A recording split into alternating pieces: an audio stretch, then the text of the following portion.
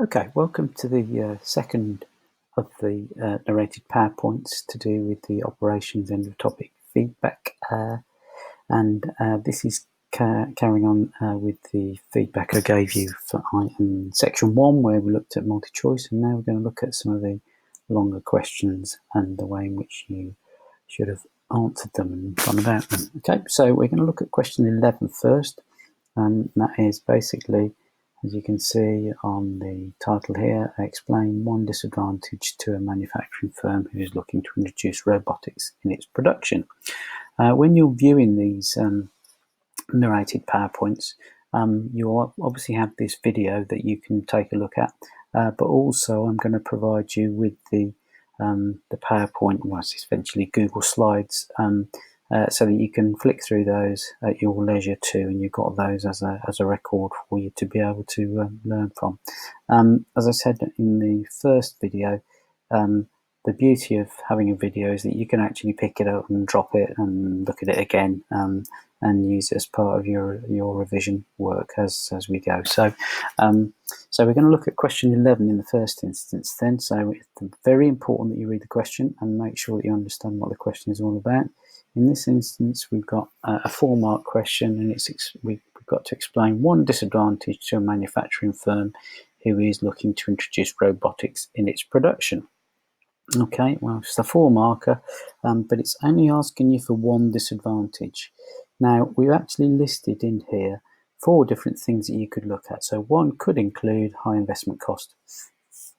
Clearly, if we're talking about robotics, they tend to be quite expensive. It's not going to be that cheap to implement, so high investment costs could be a disadvantage. Okay.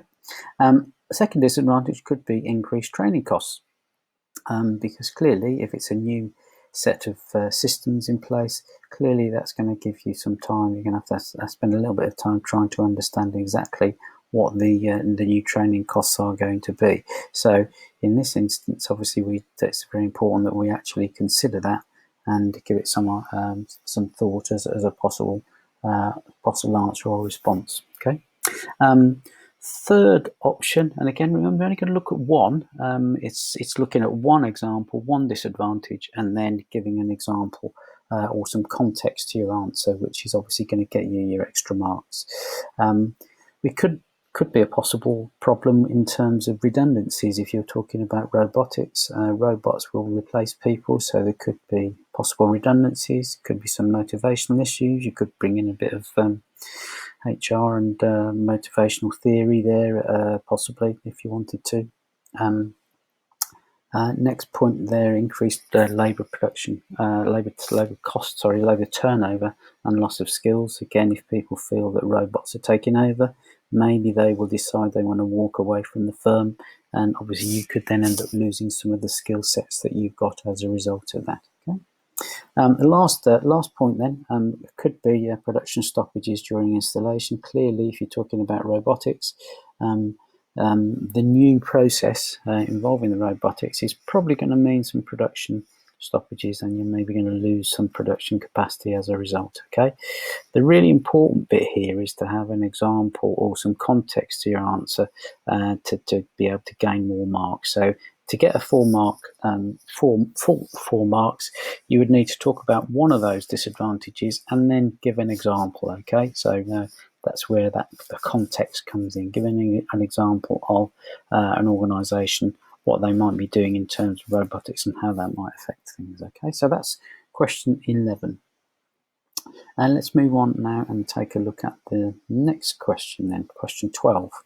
Okay, so in this case, got another 4-mark question, but again, slightly different phraseology in the question. Very important that we read the question and make sure that we're answering the question as it's been asked of us. Okay, explain using an example how adopting Kaizen can benefit a business. Again, 4 marks. Well, it's stated it fairly clearly there, use an example. If you don't use an example, you're going to lose marks. So very important you do so. Okay. Again, same principle here. In this case, we've got a couple of answers, a couple of alternatives. The first could be that it's going to improve quality. Kaizen is basically all about continuous improvement, as some of you I'm sure will know if you've actually done your revision and you've got your booklet complete. Okay, so obviously if you've got continuous improvement going on, that's going to improve quality, that's going to then also enhance your brand image, and that's going to add value and also enhance your reputation. Well, there's the basis of a pretty decent 4-mark question, just based on explaining a little bit about each of those issues. Okay, the second option could be to look at reducing waste. Okay, again, if we're looking to continuously improve, what we're going to be doing is looking at ways in which we can reduce waste. If we reduce waste, then we're going to reduce our cost per unit, and that means as a result of that, as an implication of that, that's going to mean that we can increase our profit margins too. So we're in a happy spot there as far as reducing waste is concerned. Okay. Obviously, if we can reduce waste and reduce cost per unit, that's going to mean we're going to have lower variable and possibly fixed costs. And obviously, if we can reduce our costs, our total cost, which is a combination of fixed and variable cost, then that's going to lead to us having a lower break-even point. So we will need to sell less in order to break even and then start to make a profit. Okay. Now, again, very important in this case that you give some context to your answer. Okay. Clearly, if it's saying explain using an example, I'll refer back to the question again. Then, if you don't use an example, you're going to drop marks. So clearly, in this instance, just make sure that you answer the question. Very important principle. Okay, so that's question 12. Let's look at question 13 then. Okay, again, very explicit in terms of the question. Explain one requirement needed for the successful introduction of a just-in-time method of production. Well, clearly, it would help if you understood what just-in-time methods of production are. So maybe you might want to include some sort of definition or an explanation as to what it is. Not probably going to get too much credit for that, but clearly, if you can, obviously in your own mind, think about what is just-in-time production, and then use that as your basis for moving things forward. Okay, so let's have a look at some possible answers for question 13 then for this 4-marker. Okay, reliable and flexible suppliers. Clearly, if you've got just-in-time production, you're not going to be relying on huge amounts of stock, and you're pretty much not going to be producing your goods and services until you have an order, if you like. So clearly, you're going to need reliable and flexible suppliers. Because we're going to need to order raw materials and components with very short lead times in order to keep our production flow efficient, and also providing goods and services for our customers in a timely way. Okay, you might also think about automated ordering systems. So we talked about in that multi-choice question earlier about buffer stocks and inventory and holding stocks, etc. Having an automated ordering system, so that as and when you get down towards your buffer stock, then that immediately processes an order that can probably be done electronically or online with your suppliers. That clearly is going to speed the process too. Okay, you're definitely going to need reliable machinery and employees, because you don't want bottlenecks occurring. And clearly, in this instance, if we think about some of the other reasons why we would have just-in-time production, that's all about trying to save space and not have a stock holding cost or have to store lots of raw materials or components. You're only really going to be having stuff available or in your organisation based on you actually using it rather than just holding it in stock. And clearly, in terms of other requirements, you're going to need to be pretty good at cash flow forecasting. Okay, so obviously you need to be good at managing your budgets, because obviously we don't want cash flow problems to occur. And if they do occur, obviously that could be a bit of a problem if we can't afford to pay our supplier and we're expecting them to pitch up and produce work very quickly and produce products and services very quickly for us. Then clearly that could cause us a bit of an issue. Okay, again, if it's a 4-mark question, it's all well and good explaining one requirement, but again, try to give some context to your answer. That will give you maybe an example of some description, and that's clearly going to give you more marks as a result. Okay, that's question 13. We want to take a look at question 14, and it's a calculation. Again, 4 marks, okay? And this is where it's sort of testing you a little bit to see whether you're going to be able to suss out which pieces of information you need to use. Don't need to use absolutely every item that's within this question in order to answer it, okay? And it's really testing your understanding of whether you can remember how to calculate this, okay? So the question as it stands is basically, oops, let's come out there a minute.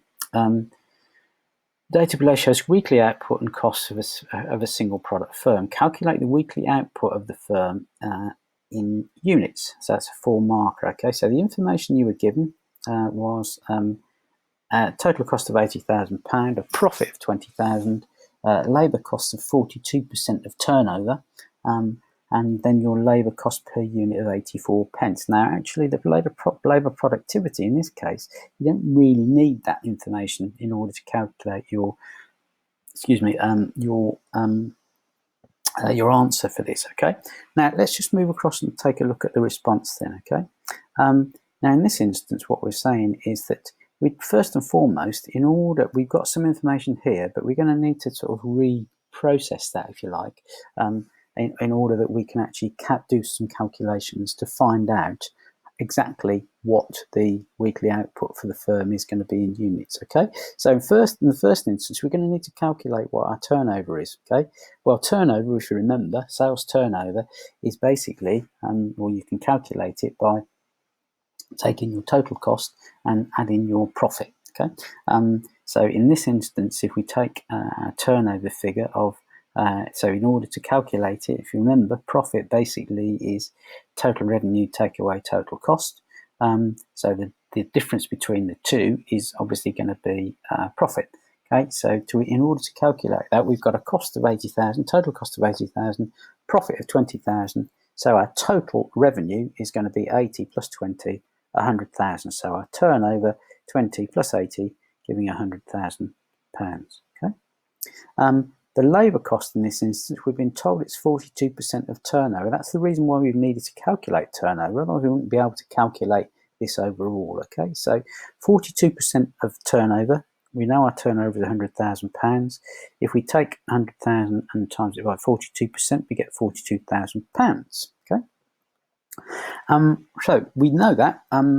We've got that information. That's our total labour cost. Okay. Now in this instance, then we can then use that to then calculate how many units we've produced. So we know that our labour cost per unit is 84 pence. We know our total labour cost is 42,000. So we're going to take that 42,000 divided by 84 pence, and that gives us the total weekly output of the firm in units, 50,000 units. Okay, so pretty straightforward, provided you remember what the formula are, and in this instance where you've been given certain pieces of information, you need to then calculate. So calculate your turnover and then be able to calculate your 42% of that, which gives you your labour cost, then divide that by the cost per unit in order to give you your total weekly output for the firm in units. Okay, so relatively straightforward calculations, provided you remember the formula required. Okay, so let's move on from there and let's take a look at question 15. Okay, so in this instance, so we're now moving into slightly longer questions. There are 2 questions, one specifically on mass customization, and then there are a couple that are based on the Dell case study, one which is control of costs, and second is looking at a 16 marker, which again involves you're looking at Dell in terms of their sales growth and how they might use outsourcing. Okay, but in the first instance, let's take a look at question 15. So explain how mass customization benefits the shareholders of car manufacturers. In this case, it's a 9-mark question. Okay, so we've clearly got to talk about mass customization and the benefits of mass customization, but specifically we've got to look at some of the benefits that mass customization brings to the business, but also to the shareholders of the car manufacturer too. Okay, so we've tried to give you some idea of how you need to focus this approach. Okay, and maybe if you're talking about a 9 or a 16 mark question, start to think about putting a plan together to make sure that you're succinct and you actually know exactly how you're going to approach it. Okay, so first and foremost, then, focus of the question. It's really asking us how mass customization could benefit a car manufacturing company, and how that would impact positively on the shareholders of an organisation. Well, we know shareholders basically are interested in profits and dividends, don't we? So in this instance, what we would probably be doing is trying to actually think about how mass customization might actually improve profits and dividends for our shareholders. And obviously, if you improve profits and dividends, that's also going to increase the overall share value that your shareholder is holding. Okay, so that's the focus of the question then. So that's obviously what we're going to try and answer.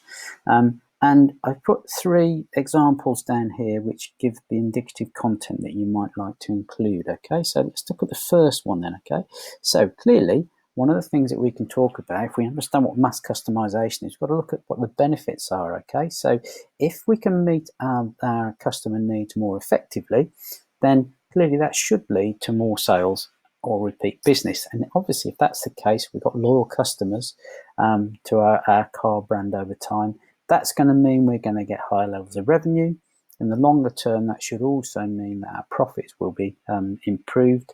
If our profits are improved, we can boost our dividends to our shareholders and their dividend yields, and that's going to then increase the overall value of shares over time.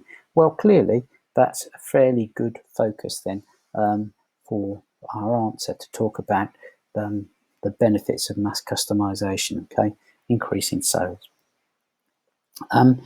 Another thing, and sort of taking this on a stage further, might enable the car manufacturer to retain sales and not lose them, because essentially we're offering our customers exactly what they want and we're protecting or increasing our market share. And that could, obviously, if it's sufficiently great differentiator and it gives us a competitive advantage, then in that case that could mean that we're going to be able to increase or at least maintain our price. Okay.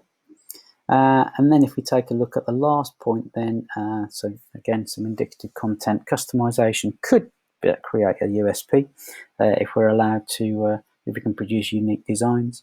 And in that case, obviously, that's going to give us greater margins, which again will improve dividends and share prices. Okay, so that's the sort of thing that we would expect you to come up with for the 9 marker.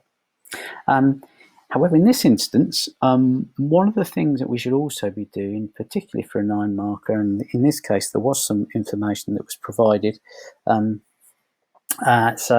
one of the things that I would suggest that you do is try to use a case study to support the information and the indicative content that we've highlighted here. Okay, so if we take a look at the next slide, let's move on to the next slide.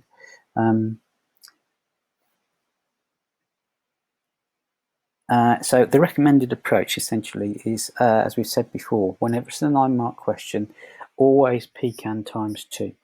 Okay, look for the command words in the question. So explain how mass customization benefits the shareholder of car manufacturers, and we need to demonstrate the benefits and understand the benefits of mass customization to both a business and to shareholders. Okay, so we've essentially got our 2 points there, haven't we? So with 2 points, 2 points explained and with some contextualized analysis. And in this case, the contextualized analysis should come from your case study, and we'll look at that on the next slide. Okay, so we talked about benefits of mass customization. We've looked at the indicative content. Then it's a case of taking something from this short case study. It's only 3 paragraphs, but looking at how, given the sorts of information that we've included in our answer, what is there in there that actually suggests we could support the answer that we've created or in the process of creating? Well, there's a couple of things. The one here, offering more customization is one way that car manufacturers are trying to gain a competitive advantage in a fiercely competitive environment. There is some evidence some context that you can use and you can talk about Daihatsu as the example. And in that instance, clearly that's one thing that you could talk about. That if you do that, if you can achieve that, that means that if we get some competitive advantage, we're going to be able to generate more sales. And as a result of that, over time, if we control our costs, we can obviously create more profit. If we can do that, that's going to give shareholder benefit as a result, okay? Another thing that you could do in this instance, it doesn't talk specifically about mass customization, but it talks here about global capacity utilization in the car industry only being 78%.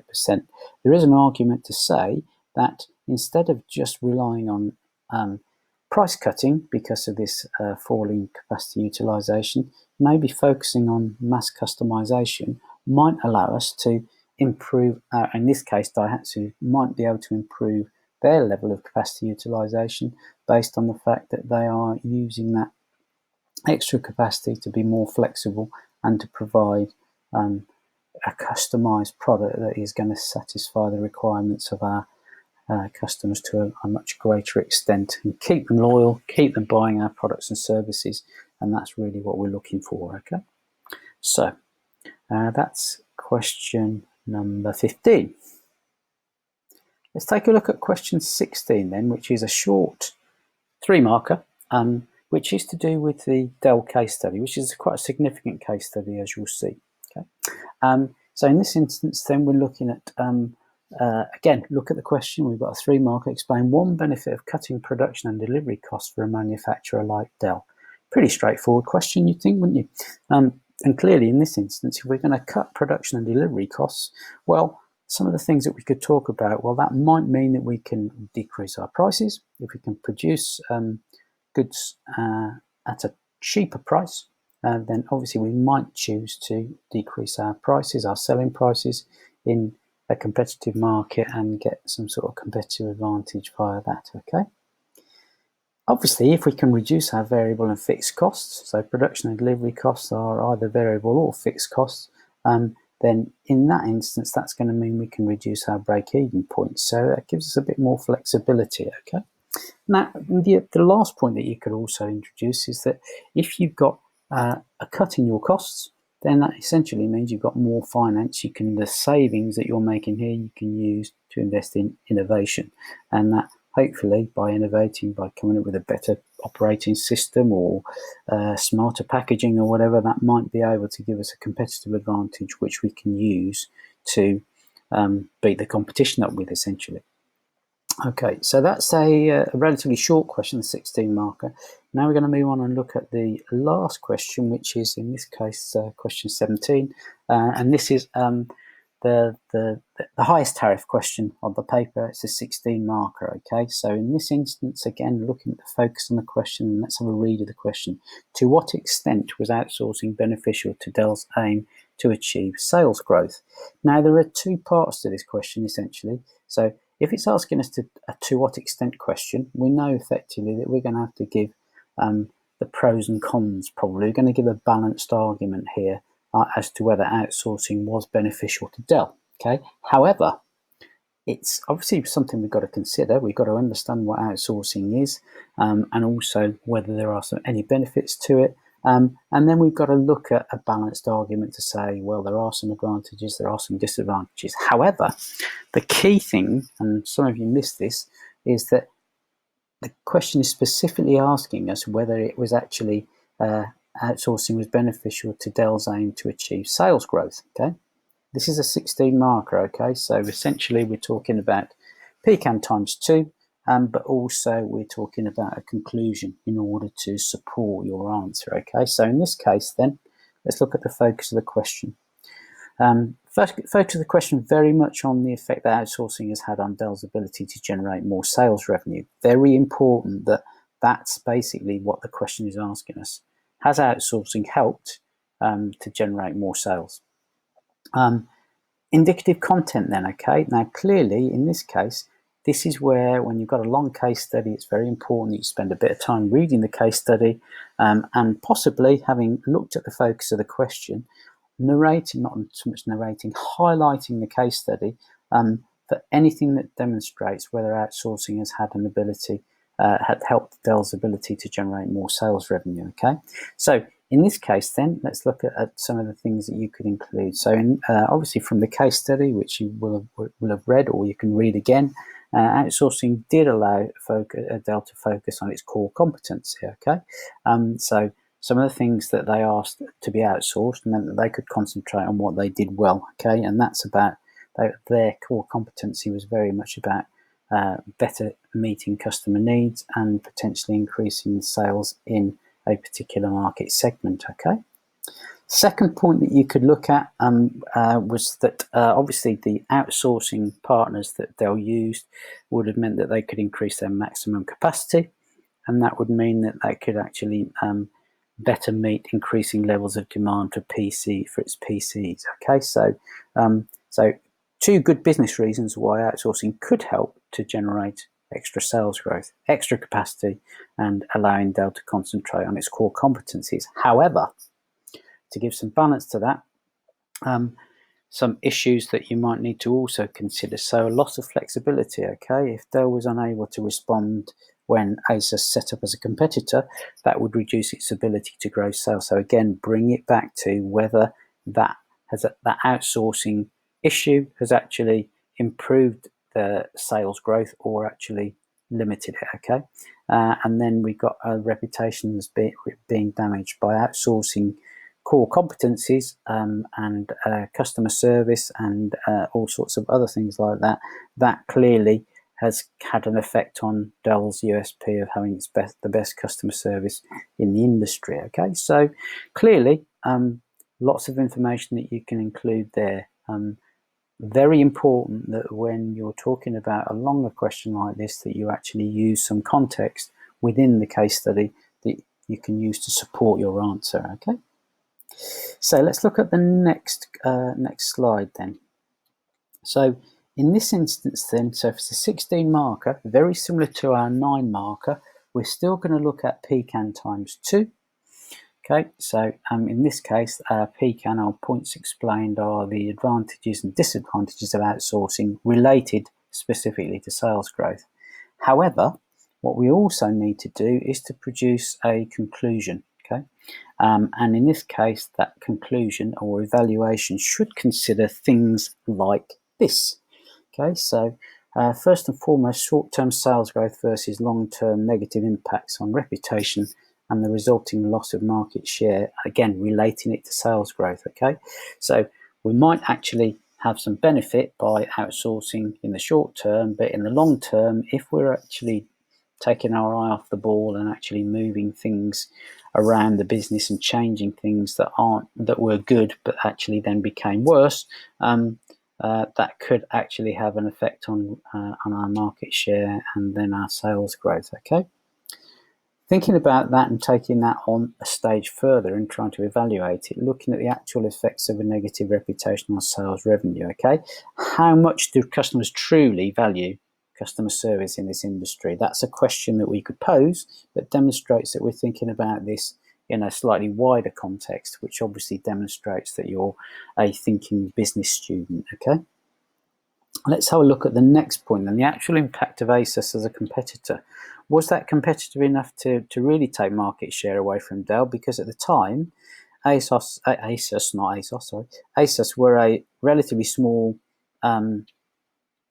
competitor, and Dell were particularly well established in that market. So it's a case of seeing whether you think that the comments that you made about outsourcing affecting Dell, would that fundamentally have affected sales growth in the way that that may have been detrimental to Dell as an organisation. Okay, looking at that again in terms of sort of summarising the way in which one should go about a 16-mark question then. Always, in this case, if it's a business question, if it's a 16 marker, it's always going to be pecan times 2 plus a conclusion using dips. Now we'll come back and look at what dips means in a minute, okay, which hopefully will make a little bit more sense. Okay, so in the first instance then, looking at the command words in the question, okay, to what extent was outsourcing beneficial to Dell's aim to achieve sales growth? Well, clearly we've got to weigh up the pros and cons of outsourcing for Dell, and specifically look at its impact on sales growth, and then obviously use your pros and cons of outsourcing that you've stated in your answer, but use examples and context from the case study. That's what the case study is there for, guys, okay, to make sure that you can use that to support what you put in your answers, okay? If you don't use information from the case study on a 16 marker, you are definitely going to limit the amount of marks that you're going to get, because you might think, well, if the information's there, it must be easy. Well, it's not, because what it's demonstrating is that you can actually take some information and use that to support your argument, which is a really high-level evaluative skill. So very important that you spend some time thinking about that, okay?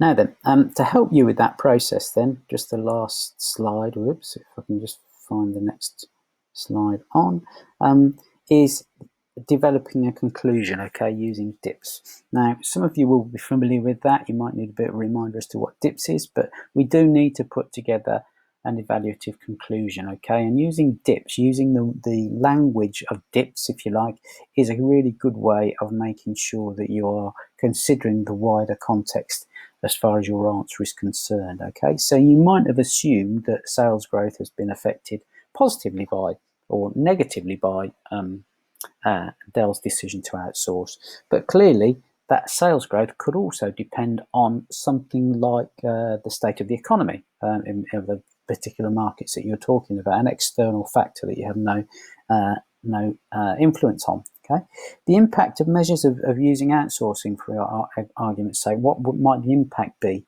to the business? We talked about external factors and mentioned external factors. Again, looking at external factors that the business has no control over, use the most relevant factor. It could be that it's the economy. It could be that technology is changing quite quickly, okay? Again, maybe we've got lots of competition coming into the marketplace that is affecting our core marketplace, okay? Each of these things are helping you to actually widen your view and also demonstrate that you really do understand what's going on in a business context, okay? Another way in which you might like to do that is look at the first S, short-term and long-term implications that may have an effect on the answer. So in the short term, as we mentioned in the indicative content, short term it might be a good thing to outsource, but long term maybe the implications for a fall in customer service and a change in market taste, that could clearly be a much bigger issue for an organisation. Okay, and then finally, the second S, solution to the question. Okay, bring your conclusion to a close by answering the question. So reiterating whether you believe that outsourcing was good or bad for sales growth, and then evaluating that, and then bringing your answer to a close. So that covers basically questions 11 through to 17 on the operations test, and hopefully use that as it's intended for you. But look at the video, stop it, think about it, and maybe have a look at the response that you got, the feedback that you got from me on Google Classroom on your operations test, and look at how you might be able to improve. Okay, that's just the first of a number of these narrated PowerPoints I'm going to do. So hopefully you found that useful. And if you've got any questions, please either email me or alternatively go onto Google Classroom and give me some feedback. Okay, thank you very much.